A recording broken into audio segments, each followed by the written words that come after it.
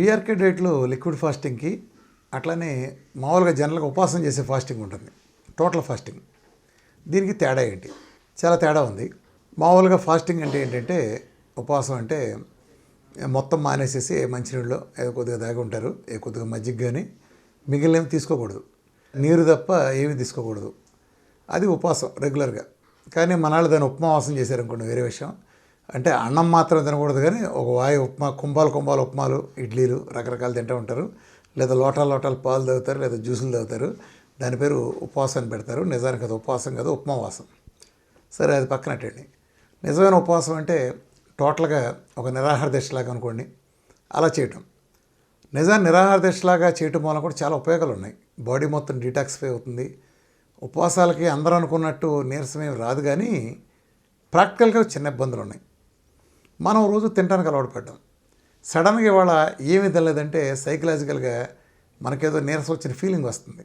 ఈ psychological feeling చాలా బలంగా ఉంటుంది. దీన్ని ఎదుర్కోవటం చాలా కష్టం.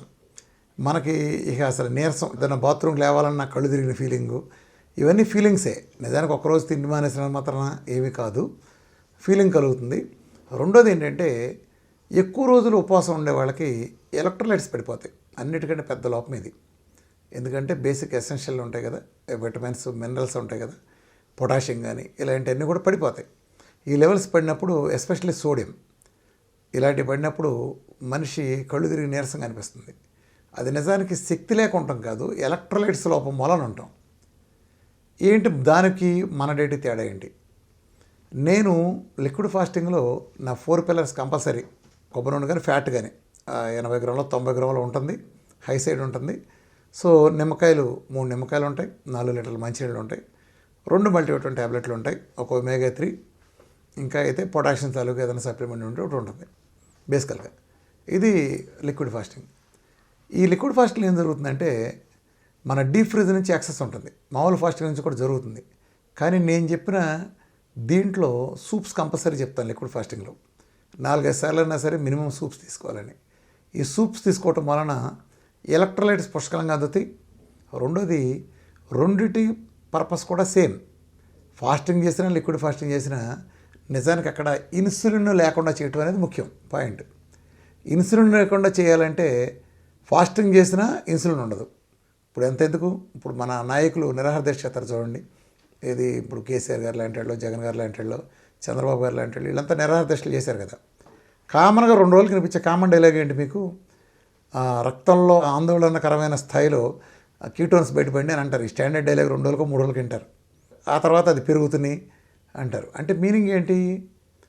ఉపవాసం చేస్తే కీటోన్స్ బయటకు వచ్చినాయి. ఎందుకు కీటోన్స్ బయటకు వచ్చినాయి? గ్లూకోజ్ పెట్టలేదు కాబట్టి. గ్లూకోజ్ పెట్టలేదు, అంతే పాయింట్. గ్లూకోజ్ పెట్టలేదు. ఫ్యాట్ పెడితే ఏమవుతుంది?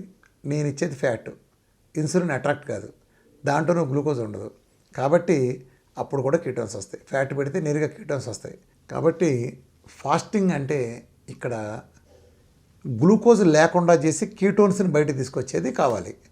ఆ బయట తీసుకొచ్చే కీటోన్స్ని డైరెక్ట్ ఇచ్చేస్తున్నాను ఫ్యాట్ ద్వారా. అలాంటప్పుడు ఇబ్బంది ఏముంది? దీనివల్ల ఏమవుతుంది? శుభ్రంగా క్యాలరీలు అందుతాయి చక్కగా ఎసెన్షియల్గా. దాంతోపాటు నేను ఇచ్చిన సూప్ లాంటి కారణంగా ఎలక్ట్రోలైట్స్ అందుతాయి. ప్రశాంతంగా 100 రోజులు లిక్విడ్ ఫాస్టింగ్ చేసిన వాళ్ళు కూడా ఉన్నారు. 10 రోజులు, 20 రోజులు, 30 రోజులు, 2 రోజులు, 3 రోజులు, 1 రోజు, 50 రోజులు, వాళ్ళ ఇష్టం. ఎన్ని రోజులని లిక్విడ్ ఫాస్టింగ్ చేస్తారు.